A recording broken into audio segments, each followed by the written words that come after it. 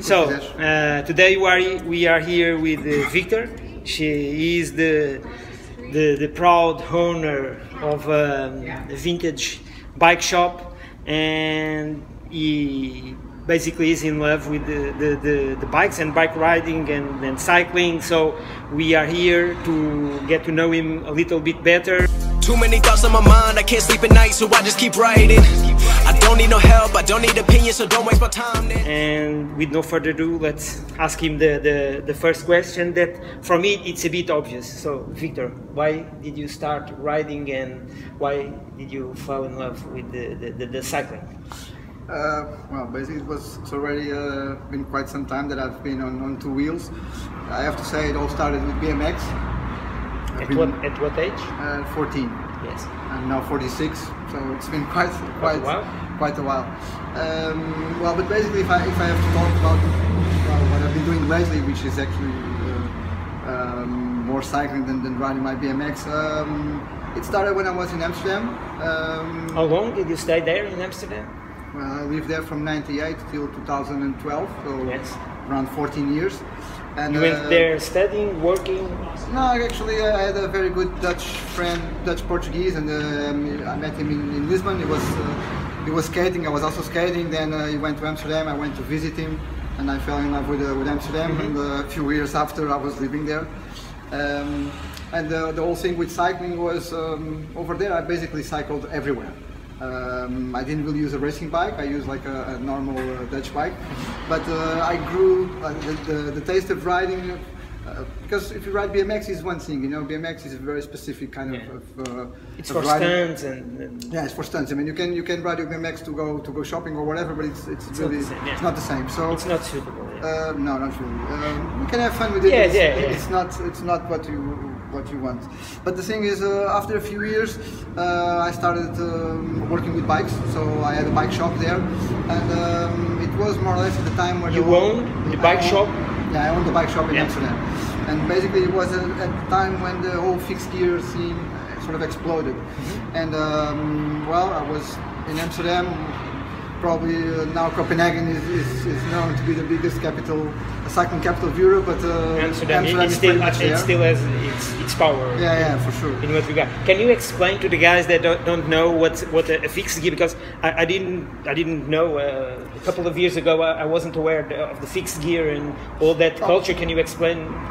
For the guys that don't know. Okay, well, basically a fixed gear bike is a bike with just one gear, yes, where the rear cog is attached to the hub. So basically, if you're pedaling, if the back wheel is moving, you have to be pedaling. It's a track bike, basically. Yeah. Basically, it's called fixed gear. The difference between a track bike and a fixed gear is more like a fixed gear has probably a little bit different geometry, while a track bike is really like... It's a bit more civilized. A little bit more civilized, yeah. You can use that word. Yeah. But, well, basically it was, the whole thing with the fixed gear was kind of knocking on my door.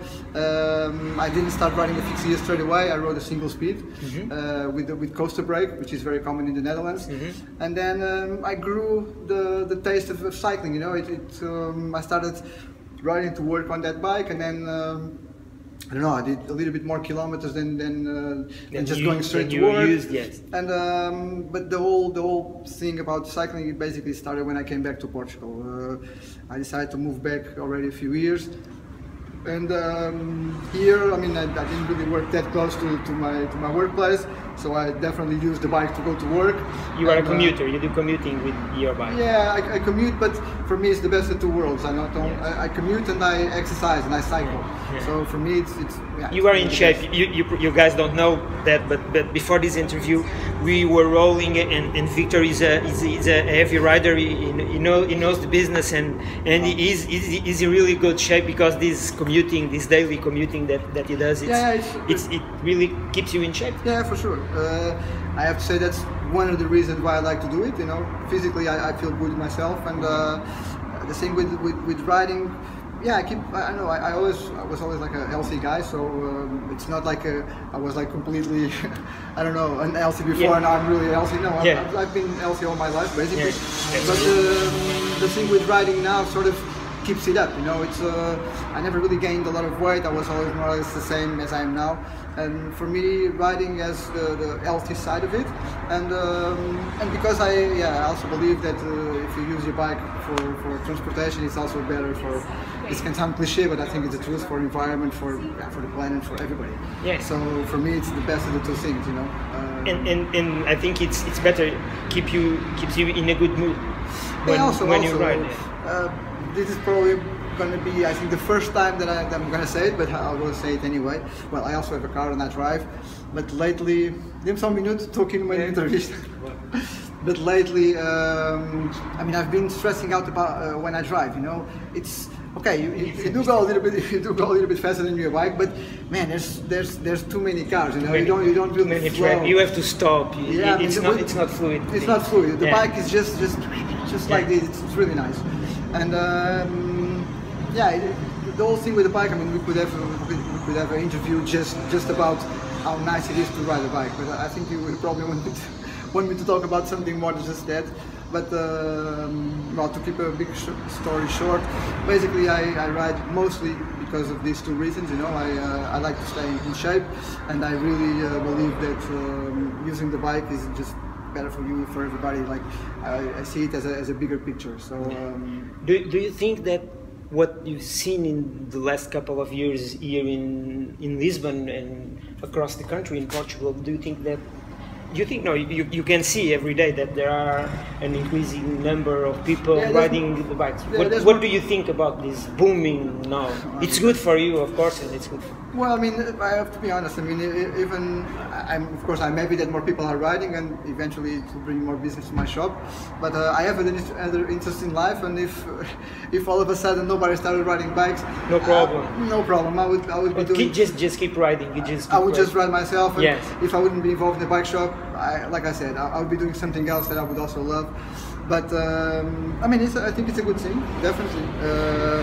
There's more people riding for these two reasons that I told you. Some for almost exclusively economic reasons. You know, they really think, fuck, I'm not going to spend money on my car or on gas. Yes. To go by bike is just cheaper.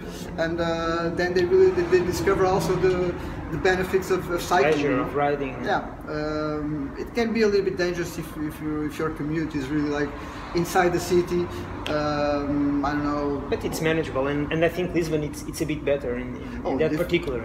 Lisbon is definitely better. If you compare it to maybe 5-10 years ago, I wouldn't say there's a very, very big difference, but it's definitely a difference. There's more cycle paths, people who drive are way more aware of cyclists, and I think things are going in a good direction. It just goes slowly, but they're going in a good direction. So, all these years riding your bike, can you tell us a strong episode, a funny episode, a dangerous episode, something that you retained on your mind while you were riding?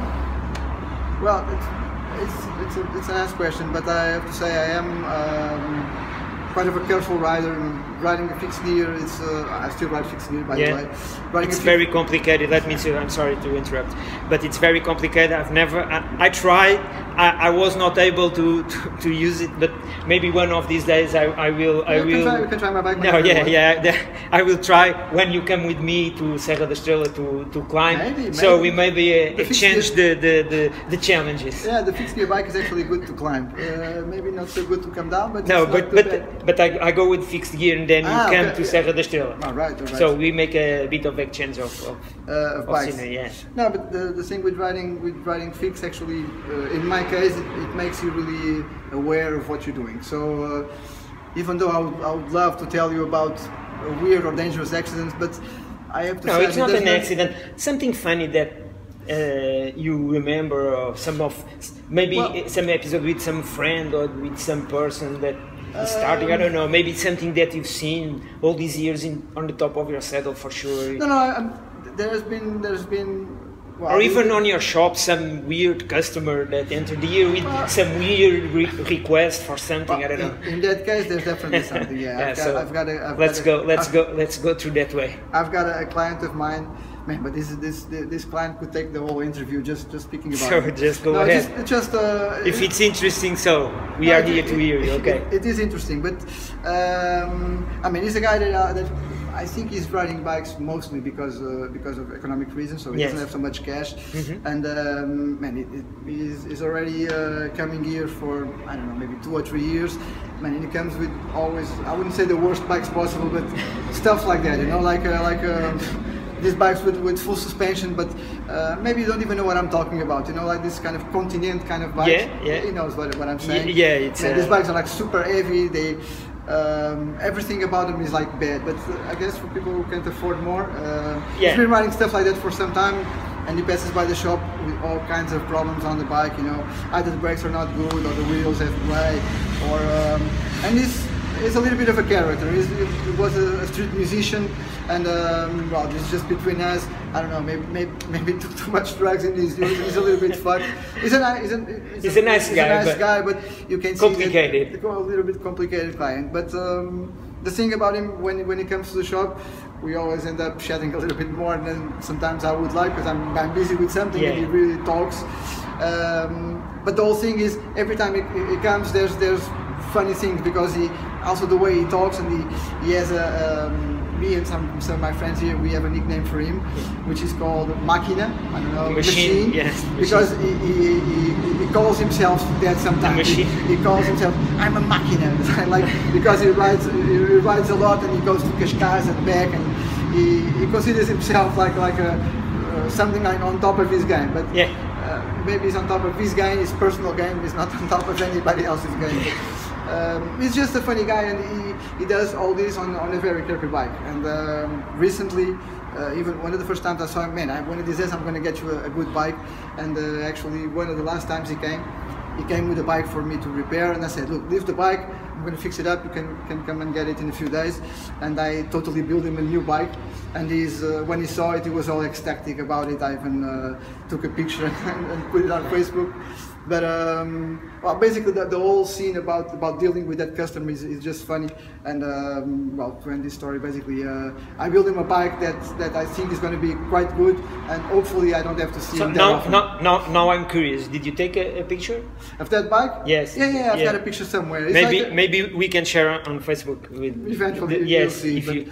Compared to what he had, it's a really nice bike. It's just like a steel frame, you know, like it's still a mountain bike, 26, but with no suspension, both on the fork and the bike.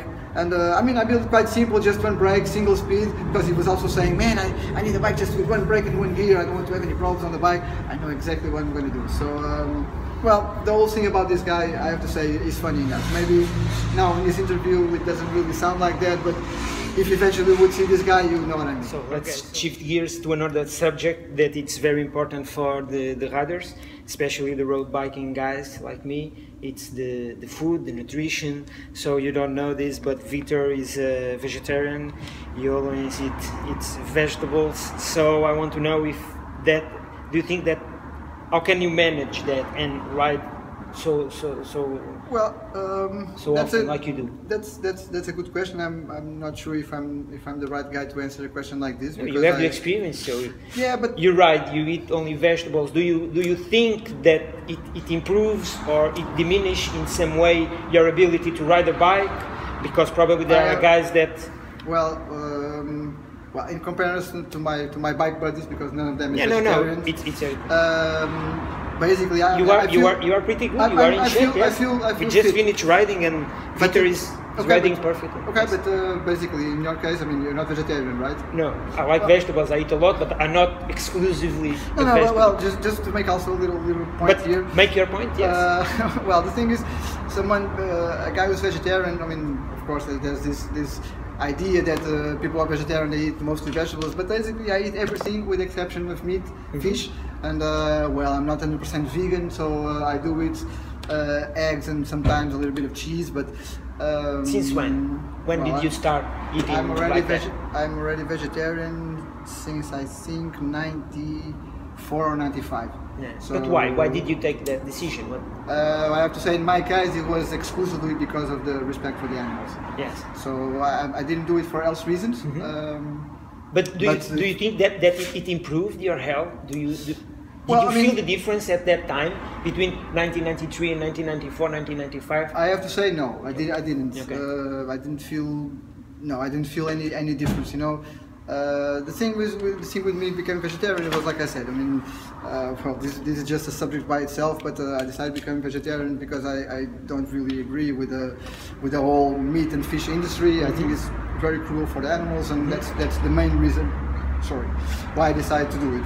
I mean, scientifically, there's already proof that the people who are vegetarian are healthier than meat eaters, but I mean, then again, there's probably studies to prove otherwise. So in that sense, yeah, there are studies for everything, for every taste. I'm not going to say that yeah, we vegetarians are whatever. So in my case, all I have to say is I feel good with this decision, and I honestly don't miss the eating of the meat or the fish for having some sort of physical advantage. Yeah. Honestly, I don't. You don't. I don't know, it would be a little bit funny to try, you know, maybe, I don't think I'm going to do it, but it would be funny to have like a proper meal with, I don't know. A bitok, you don't know, but a bitok is a very common dish in Lisbon and in Portugal. Yeah. It's a steak with French fries and a fried egg on the top, so it's not something that Victor would do normally. No, I ate I don't know, maybe not thousands, but I ate a lot of bitoks before, and I have to say I liked it. You know, I didn't become vegetarian because I didn't like the meat. Yeah. It was for no, I understand that. So it would be something that in a way, I would be willing to try just for scientific. Just for the fun of it. But honestly, I don't think it would make a difference. All the energy or proteins or whatever I would get from meat, I can get from everything else. So all you have to do is have a balanced diet, and I think you'll be fine. Do you cook? Yeah, I cook. I don't cook as often as I would like to. Where did you learn? Did you learn on your own? On my own. Did you okay? Yeah, I mean, for me, cooking. Since I started living for myself, you know, I had to do it. Yes, of course. And I like cooking. It's easier to cook vegetable dishes. Man, it's super easy. It's super easy. Imagine, this can sound also a little bit stupid, but imagine you can do everything. You just don't put the meat and the fish. You know. Yes. Just to make an example, I'm not so original in cooking as I used to be. I mean, I used to go and get recipe books and make like. Yeah. Now I don't really do that. With the rush of the day, so it's not always easy to. That's true, but there's one thing I do a lot, and I change a little bit the ingredients, but I say it. If we're talking about food, I'll tell you what I eat. I make, I don't know, either couscous or potatoes or all wheat. I think it's all integral. I think it's all wheat rice. Yes. Or pasta. I make that separately, and then I like to cook with the wok. I don't know if you know what the wok is. Yes, I know the wok. Yes. Yeah, basically. It's one of my favorite. Yes. Yeah, I like to use it a lot. And basically, I stir fry all kinds of vegetables. You know. Yes. Because I think this way of cooking is relatively healthy, you know. No, and it's easy. It's easy. Yes, you fry I love to cook too. So and then sometimes I do some Thai food and vegetables on the wok and some fried. Yes. Do it for a few minutes, you know. Yeah. A little bit of soy sauce. Yes. Olive oil, you know, just to make sure that it's not like too fried. You know, you just keep on like this, and basically then just add either the pasta or the rice, and maybe 10 minutes you have. 10-15 minutes, you have a meal, it's done. And you can keep on changing the vegetables, you know. I also put some tofu or seitan, and then I eat broccoli, cauliflower, mushrooms, basically everything. Just take the meat and the fish and you eat everything. I eat everything, yeah. So there is one thing that you said the first time I entered the shop here, and was something that really I retained it on my mind. It was you rent some bikes. Victor rents some bikes here in the shop, very very good and very low cost. So if sometimes you come to Lisbon, come here to Recicla. It's by the river. And you said to me that you rather earn €5 fixing a flat on a bike than renting a bike. It's because you really enjoy to fix the bike itself. Do you have? That's also a question for a longer answer. Well, the reason why I said it is because when I was living in Amsterdam and at my bike shop there, I also rented bikes there. And the thing is, I had a small business. I fixed all the bikes myself. All the rental bikes were bikes that I personally repaired myself. It's not like here it was already a little bit different. But bigger companies who rent bikes, they buy like, I don't know, 100 or whatever, and then Yeah, they just rent those bikes and They have no soul. Yeah, they Do you treat think them. that the bikes fixed by you, Yeah, they well, have a bit of soul, something, exactly. a bit of you? The whole thing was I fixed all those bikes like I would fix them to sell them, and then yeah, of course, to rent the bikes I also made some extra cash. But the thing is, people who rent bikes, they don't really treat the bikes good. You know, there's a saying that I also have in my mind already for years. I saw it on a sticker somewhere, and it says something like, "Treat life like a rental, abuse it." And it's just it's just the way it is, you know. People rent bikes, they don't really take good care of it, and for me it was like, man, this bike. You care about the bikes. I care about the and bikes. you care about the people that rent your bikes. Yeah, and here in Lisbon it's already a bit different because in Amsterdam, you know, I mean, the whole atmosphere of the city, a lot of people who go there, they just want to get wasted and they want to ride like a Dutch, and like the Dutch, and they rent the bikes, but they don't really take good care of it, you know. They just lock it anywhere, they do wheelies. Yeah. I mean, They don't worry. yeah, here it's different. People who rent bikes here, they are more aware. They are in a way like nicer clients, but but still, for me, like I said, I mean, I prefer to make the money repairing a flat tire for someone who really uses the bike to go to work or uses the bike to do some kind of sports than to make the money to rent a bike with someone who's just renting a bike. Yeah. I don't know. Yes, I understand that feeling. Think of it as you want, but this is just my So, Victor is also it's very curious for me. I've never heard, and I wasn't even aware that it was practice here in Portugal. Victor is also a bike polo player. So it's basically polo, like in a horse, but on the top of a saddle. So, Victor, can you explain how did that come to your life, the bike polo, mainly here in Portugal, because I wasn't even aware that it was possible to play. I've seen a couple of videos on YouTube or something, but... well, also I discovered bike polo in Holland when I was living in Amsterdam, because of the fixed gear scene. I had some clients who had fixed gear bikes. They were bike messengers, and they played bike polo. You know, the whole bike polo scene started in the fixed gear messenger scene in Seattle in the early 2000s. So it's a relatively new sport. And well, in Amsterdam, like I said, I had some clients who were bike messengers, and I think one day one guy was there and he was like, I repaired this bike and I'm going to play bike polo, you want to come? And I was like, yeah, let's just go for it. And at the time, I remember it like it was today, I went with my track bike. I had a track bike at the time, and I played with that bike. They lent me a mallet. Mallet is like the stick with a... I've got one over there, maybe if you want to show this. Yes, you can show. But it's this... Sorry, just Victor is going to show us the mallet that he uses to play the well, actually, I don't use polo. this one, but it is a... It's like that. This is a polo mallet, basically. In the beginning, they were done using ski sticks, and then this thing was done with this gas pipes. You know, you just cut it. The ball goes here. Really, it's this size, No. or it's bigger? It's a little bit bigger. It's a bit bigger. So basically, with bike polo, you can control the ball with all parts of the head, but you can only score by tapping like this or like that. You cannot. Shuffle it's very complicated, the rules for the bike polo? No, it's pretty simple. It's simple, but the thing is, yeah, when I started playing, I mean, when I went playing for that first time, when I came back to the shop, it was like, man, I gotta build a bike for this, just for this, which is actually what you need to do if you like playing, because when you build a bike for bike polo, then it's a bike specifically for that. It's got one gear only, like if you're riding always in first gear, you know, it's very light. It has to be. Just either front or back brake, because you use one hand to brake and the other one you control the ball. And it's, I mean, I'm gonna say it anyway. It's amazing sport, so you guys should definitely try it. No, it's something bike that polo is amazing. One of these days I'm going to join Victor. I'm not going to play because I'm not that handy, and I don't know not really. Yet, riding with one hand and with mallet on the other, it's an accident for sure. But I will for sure try before these guys start playing really bike polo. But we are going to tape one of these games, and we are going to talk with him more specifically about bike polo and all the other players. We are going to see. I think you guys are going to enjoy it, especially to see me fall of a bike. But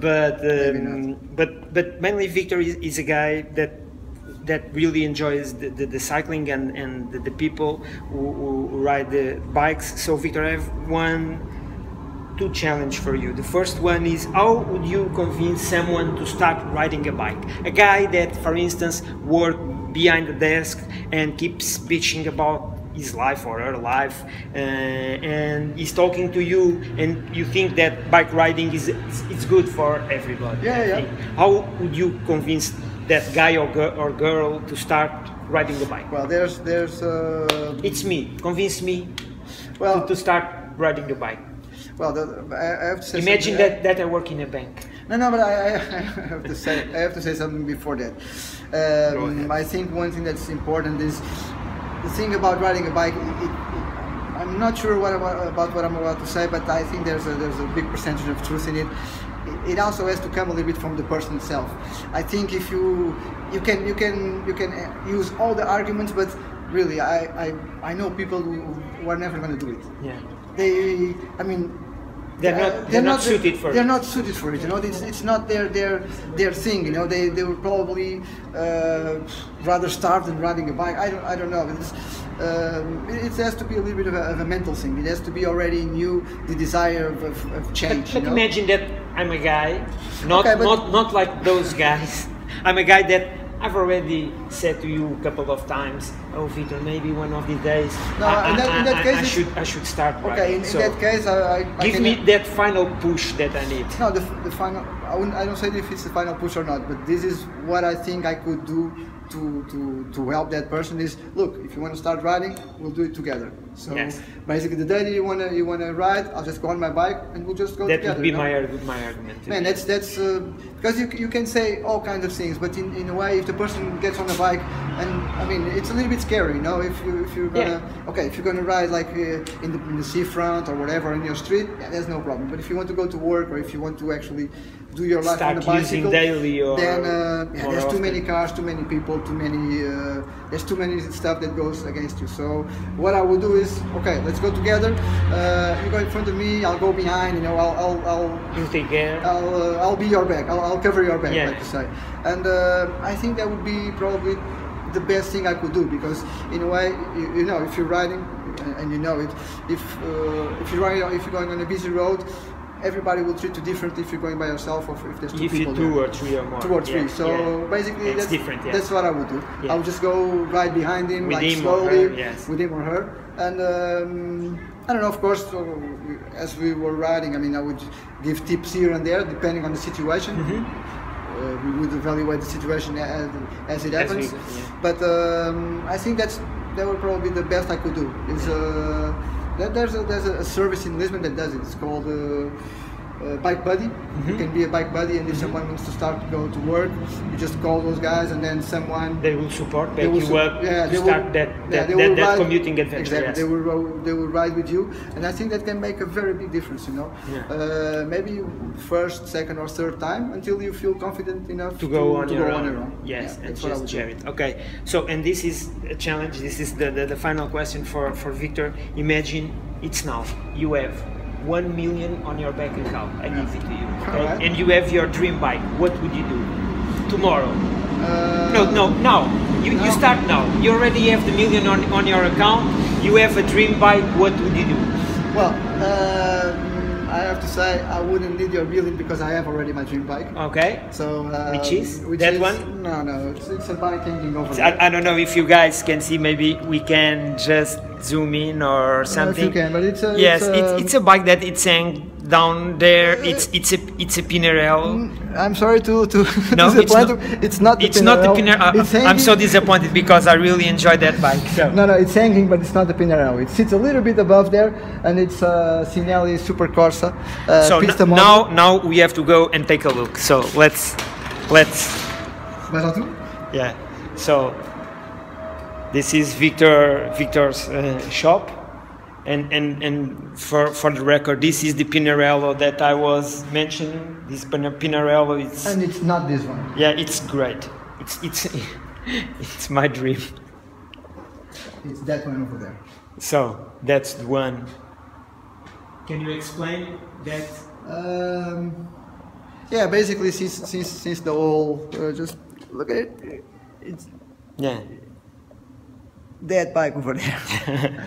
Well, since the whole fixed gear scene appeared to me, basically what happened was that I saw so many bikes online, and one time I saw a bike just like that in light blue. I really liked it, and I thought to myself, man, this is the bike that I want to have. Later in life, I definitely want to have a bike like this. Well, it wasn't cheap, but I got it. It's not the same bike as I saw, but it's my size. I never rode it. It's a little bit embarrassing to say, but it's the truth. I never rode that bike. I bought it and I never rode it.